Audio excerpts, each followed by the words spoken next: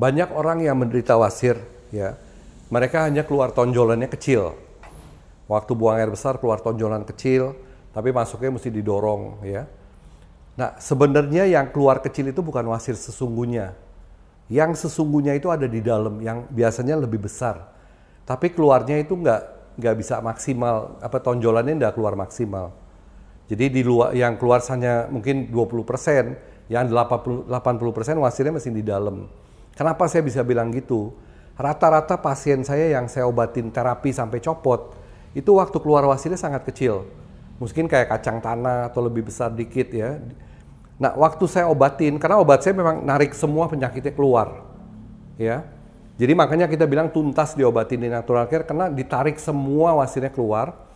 Nah, itu waktu biasanya akan keluar jauh lebih besar. Ya, yang tadinya kecil diobatin jadi besar. Malah itu malah bagus karena yang selama ini tersembunyi penyakitnya akan keluar semua. Kita obatin semua posisinya di luar wasirnya. Kita obatin nanti akan mengering, menghitam terus sampai ke dalam, sampai ke akarnya. Kalau udah kering di akarnya, seperti contohnya daun yang kalau kering, kalau di musim kemarau kering itu kan jatuh sendiri. Ini juga seperti itu. Jadi jatuh dengan sendirinya.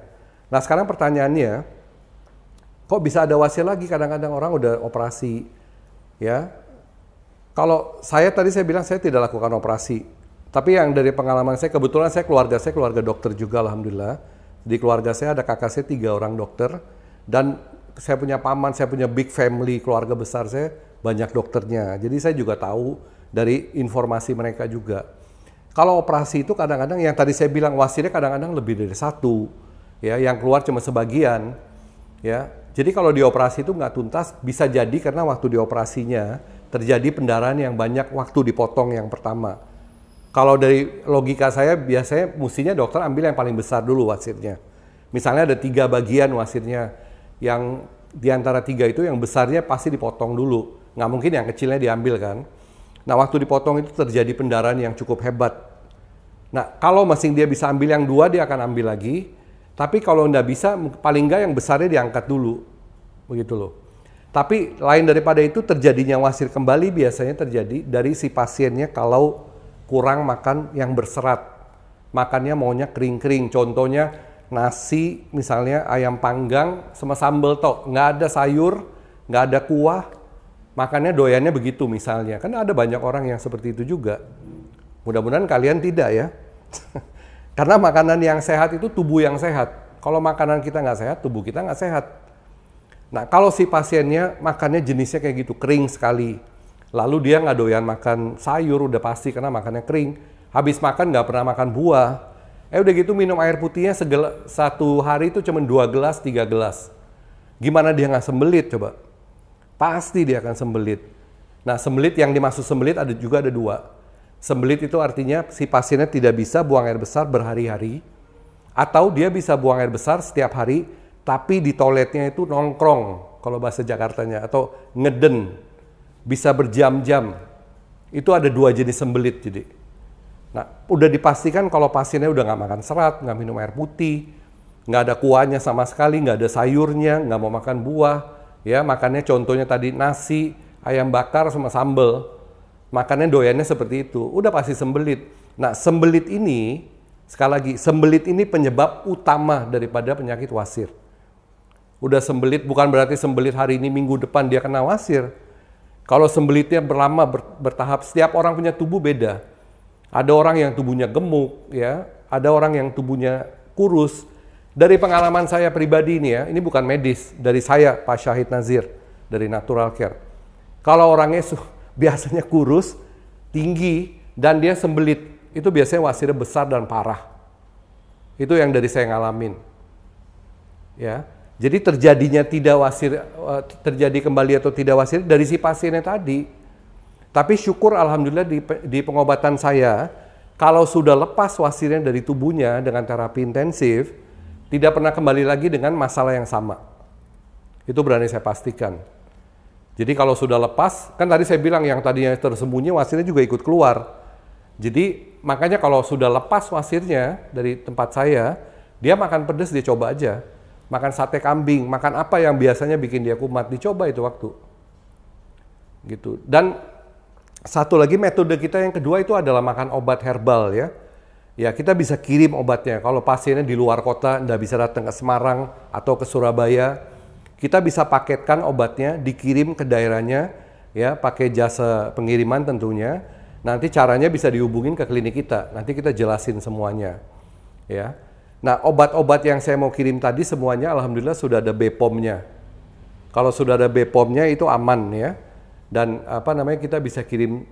Tapi minum obat harus dengan anjuran. Ada berapa pasien saya karena wasirnya lagi kumat, dan orang kalau lagi kumat wasir paling sakit.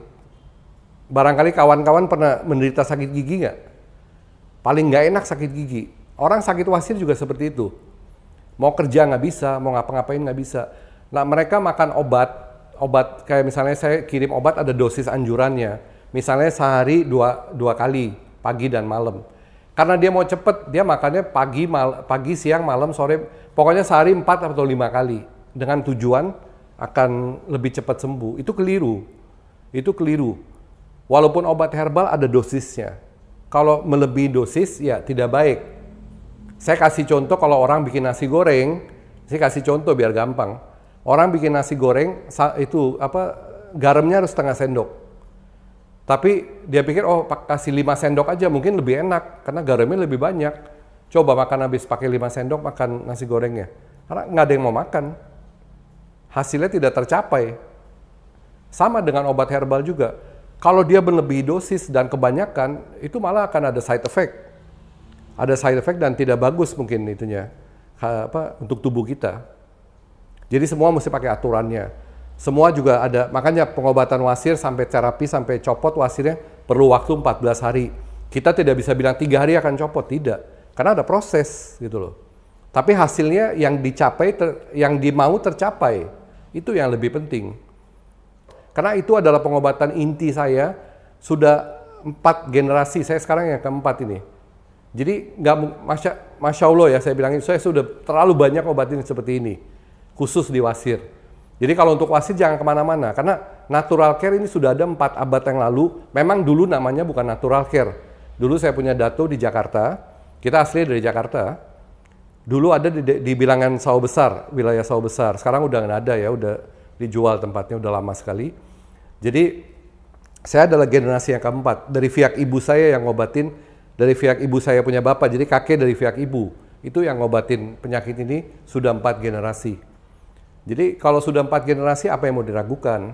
Kita kasih kemudahan, pasien dari jauh, nggak bisa datang ke tempat saya tiap hari, kita bisa dipakaikan pasiennya di rumah, nanti oleh keluarganya ya, barangkali suaminya atau anaknya atau apa, ya itu bisa diatur. Jadi tujuannya yang tercapai itu yang paling penting bagi saya dan berhasil.